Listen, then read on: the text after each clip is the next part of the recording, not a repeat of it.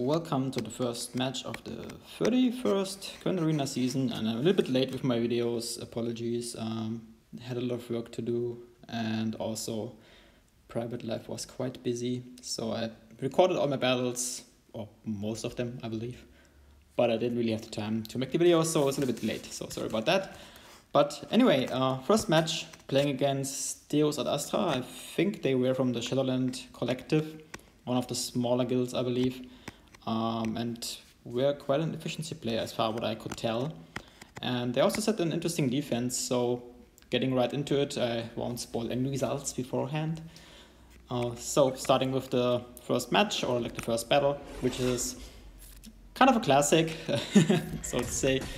Yeah, C versus GAC. I took in Watt because there was quite a powerful Datacron on this team. And even though my C is Relic 9, I put him to Relic 9 in the meantime. I didn't really trust him. I don't know what it is with C, I just don't really trust C somehow. But anyway, this nice side effect of Watt is that they just don't attack C in the beginning or like after you linked them, which sometimes when you don't, when you have to counter attacks from C on GAC, it can result that GAC sits down before the protection is gone, the bonus protection is gone from linking. And then it happens that GAC stands up again and then just demolishes you. So that's why Watt is there, they attack Watt, so there is no counter attack from C and the protection falls off GAC naturally. And so he sits down and stays there. Other than that, the battle is pretty straightforward, as you can see. You just have to wait until you get your ultimate and either then go into ultimate and yeah, boil them or whatever that lightning thingy does. Boiling potentially not, frying might be more appropriate here. Which isn't appropriate at all, just like, you know, the term might be appropriate. But so you do that, or you just play it a long game and kill all clones one by one to get like one banner more in the end, or potentially two, depending on how it pans out. But with those Datacrons nowadays, sometimes you get such strong offense after sacrifice from 5s, or it takes ages to chew through 5s, that for me it was better just to use the ultimate and just, like as you can see, fry them, or at least trying to fry them, because otherwise it either can turn into a timeout, or potentially also you risk losing, because they might stack offense quite high, depending also what Datacron is involved, right? So I didn't want to take the risk. So and then the fight is over, got 74 banners, so 1 banner missing, which is okay as a first start, as a first refresher after the 3 versus 3 season, which was quite fun, but also not my best season anyway. But I made my peace with not winning all matches, just like trying to play for fun, or trying to keep the fun in the game. Yeah, so second match, there was a Ray with, I'd say, an interesting comp. Used to be one of the comps that was more problematic in the past, when there were no Datacrons for C at times, at least. But also for Starkiller sometimes could be complicated. But yeah, now in this day and age of Datacrons, especially with the Ray Datacrons that are involved there, or that are in the game, I personally prefer playing Mirror, for better or worse. I still believe that it's kind of the safest option to play Ray, if you play it safe, or play it well. And playing well usually means to try to spam bonus protection, keeping your peers alive so that they can also take a whirlwind, and then time your ultimates right. And here there was a bit of a problem. I went in ultimate first because I believe that I got a turn meter advantage and might be already in a second ult before Ray gets out of first. And as you can see, I'm progressing quite well, but it doesn't really work out. So it was kind of dicey, but I wasn't too concerned because my opponent didn't have like the extra oomph on the level 9. So I felt comfortable taking that risk. And it paid off, so Quill was gone here, as you can see, and I still had all my 5 characters. But of course, always a bit dicey to not have bonus protection on them. For instance, if there would have been a Whirlwind available like it is now, a Holder would have been gone, or any one of them, right?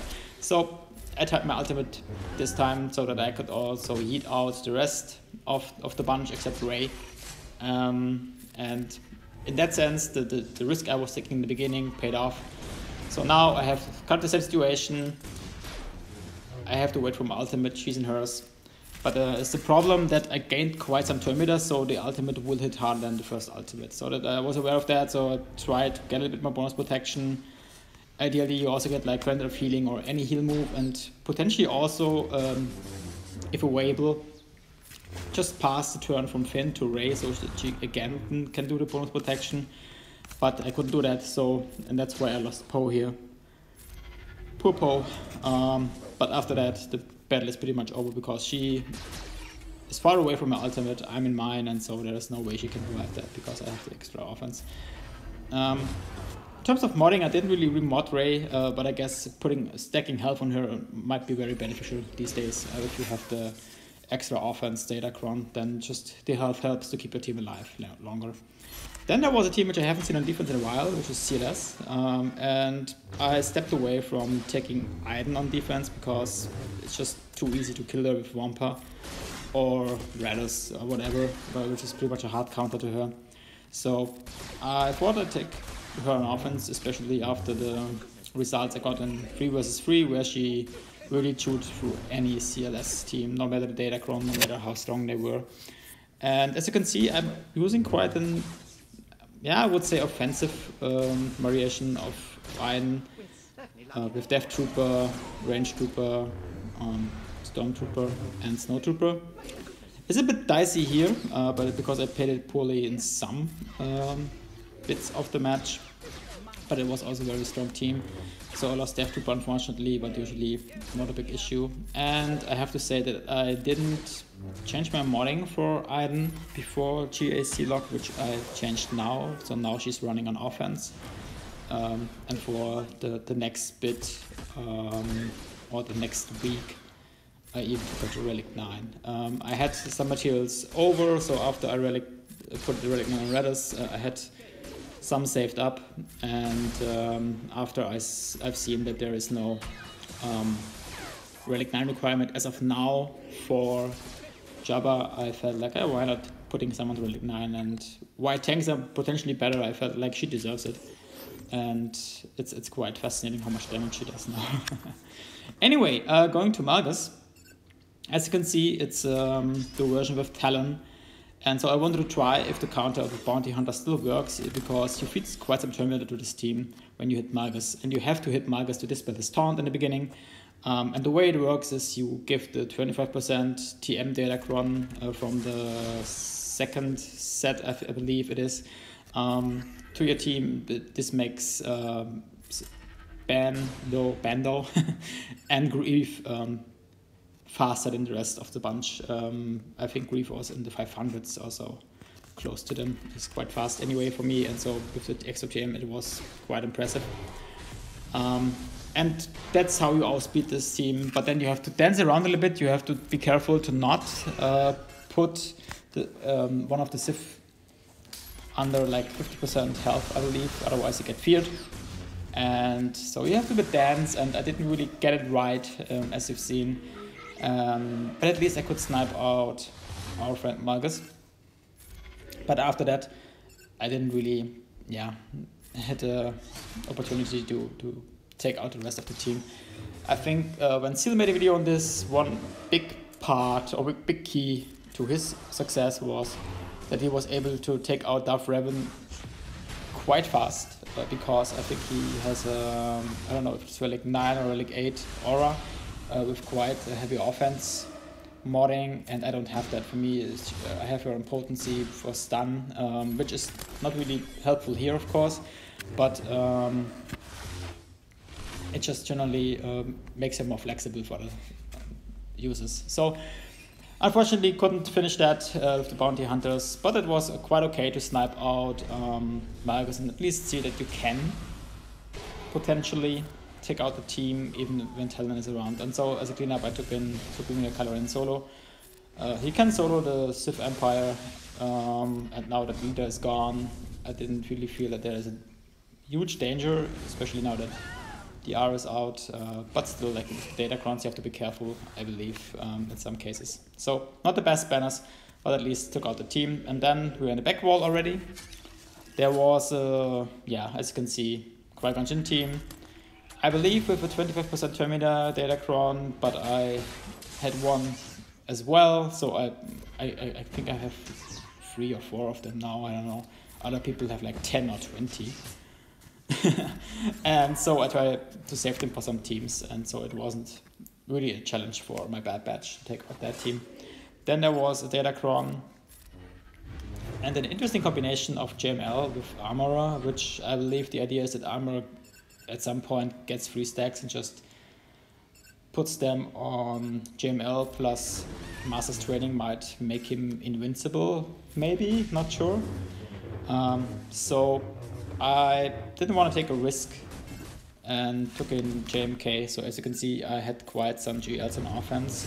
I had all on offense except JML, which I put on defense. Of course, stupid comment. And so my primary target was to just take out Chuck, then take out Armor, just to not allow her to give someone free Beskar stacks, and then just essentially taking them down one by one and trying to survive in the meantime. Also weird why I'm hitting on Hoda, but I think it was just because he was available and he was annoying. No, because of repost. That was the reason. And then when he gets called to assist, he still can do quite some damage, like passive damage.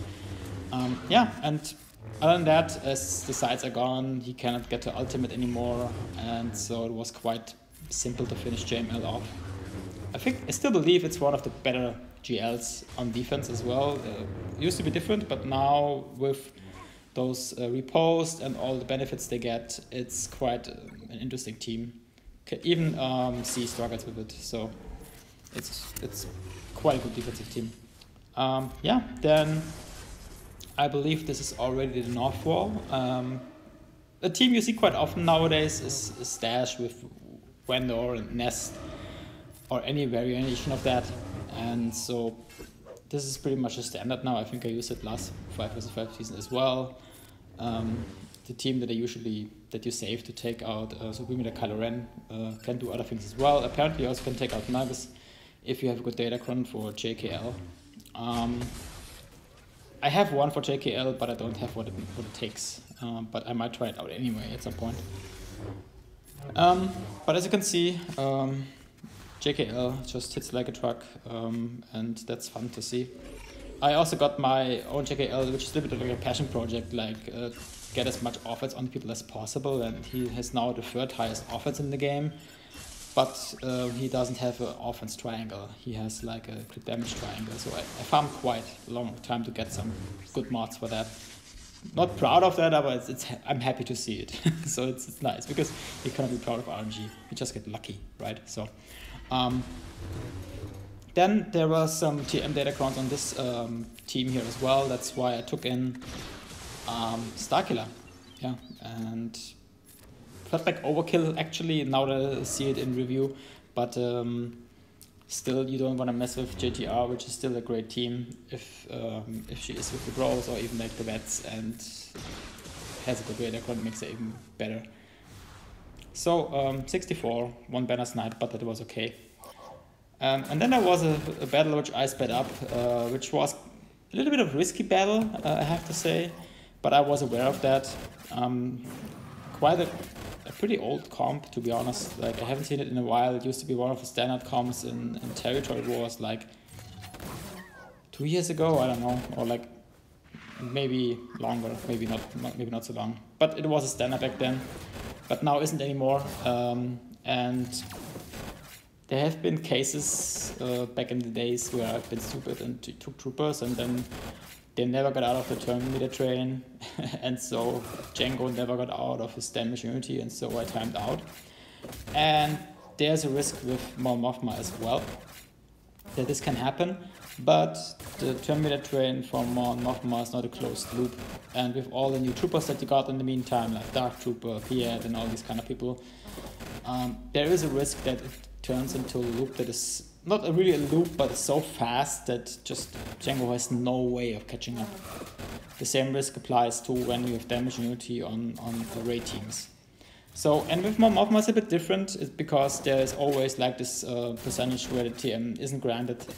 So I was pretty sure that if I just use basic auto, that at some point damage immunity will be solved for me, because Django got 1 turn and then 2 turns, of course. But yeah, it takes a while. So the best play, of course, is you wait until Django made a move before you kill all the others. So you have some, yeah, wiggle room there, but it's not so easy because this team was quite frail, to be honest. But yeah, got some use out of my Mothma and also didn't use other teams which I still had left, so that was quite weird. At this point, when you were able to full clear, like first shot or first try in Kyber 1, it feels very weird. You have so many teams left, so at some point there might be a little bit more increase again, like maybe like 1 or 2 teams more on offense and defense might make sense. I'm not really, you know, arguing for that, just like saying it might make sense because sometimes it feels weird. That was also the reason why I put in more with so many other characters under Lord Vader to take out a pretty straightforward more Mothma team. There was a Datacron involved again, like I think it was level 9 Datacron as well, and so I put on a level 3 Datacron. The most Datacrons I have are level 3, just like a little bit of stats that you get like the first 2, and then hopefully something good, like ideally TM from set 2, but these are rare for me. So if you get like 20% tenacity or so, I'm happy and I take it. So yeah. And other than that, this pretty much feels like overkill or unnecessarily many characters on my team. But yeah, I mean, it's more Mothma, and why not? I felt comfortable doing this because I only dropped 1 battle, which was for fun, just to see what happens and to learn something. Even though my bounty hunters, to get back to the topic, they are not clocked as nicely as they from Van Seal, not modded as nicely, and also not that high relics. Even though I have some high relic bounty hunters, I might need to catch up on that. But there's so many characters you want to push to relic 9 just to finish that bit of thoughts. Why I gave Aiden relic 9, because I felt like just like she might be fun on relic 9. But there are other characters like Mando might be fun on relic 9 as well, especially in freeze, helping to even faster kill JMLs or other legends. But tanks are just like so, I don't know, so weird. So good, but also so weird. So we're in fleets, and usually I ramble, but I had a feeling I rambled all the time, so I tried to focus a little bit on the battles. First battle was Redis team. A lot of people put it on defense, myself included most of the time, because yeah, you want to kind of play it safe, and Redis has challenges in taking out some other fleets, so and can snipe banners, especially the Millennium Falcon here. If you ignore it for too long, it just does an AoE and half your team is gone. And so, yeah, a lot of people put it in defense, but it's usually no challenge for Rebels. It can happen that you lose if you get bad RNG with assists or stuff like that, but usually no problem. So here, got days, but I could cleanse it, so no problem taking out Poe next, and then the X-Wing is left, and here I saved the heal or the cleanse and heal, so did that. Didn't do it on Big Stow, but I wanted to do the target lock. And then, yeah, no big deal. Quite a clean battle usually. You can also just, sometimes you don't even need a reinforcement, but here it was okay. So 73. Then another team or another fleet which I didn't see on defense for ages, which is like the Rebels. And I debated with myself what I should use. I could have played First Order here, but then eventually I felt like, Negotiator might do it as well, right? So it was the meta fleet for the longest time, so I should be capable of taking out Rebels. And I don't think it's a spoiler when I say they can. They did, which was good to see. I haven't played it in ages, so I haven't even played it before. I think once or twice in Territory Wars, never in Arena because I didn't have Negotiated back then. So yeah, but easy enough. So 74 banners, which felt quite nice. And then as the final match, or the final battle of this match, the Bounty Hunters under Empire Elite, Executor Elite versus, I believe it's Chimera. Yeah, annoying fleet, what can I say? Second Sister is just annoying. Oh no, it was Tarkin, which is a little less annoying, but Second Sister is just annoying with her Interceptor. And here's one of the cases where someone placed a shuttle before TIE Interceptor in their reinforcements, and so shuttle came out first because they have the same priority.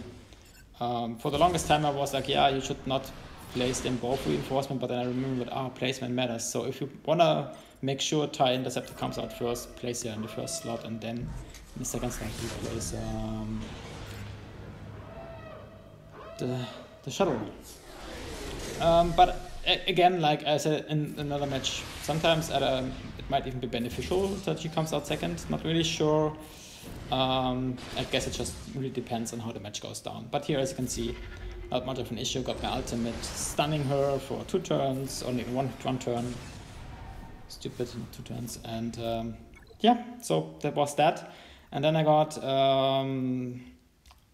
18, 16 banners, and yeah, I don't have the final results because I forgot to record them, but I won the match. My opponent attacked very late, was very efficient on the bottom, but yeah, just lost twice on top and gave up after all.